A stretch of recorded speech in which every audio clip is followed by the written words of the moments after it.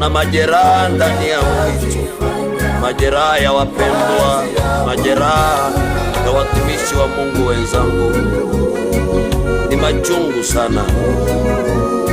Wakati mwingine ninawaza kuacha, wakati mwingine nachoka sana, wakati mwingine ya nyumbani yananizidi, lakini naomba unitie nguvu nimalize salama.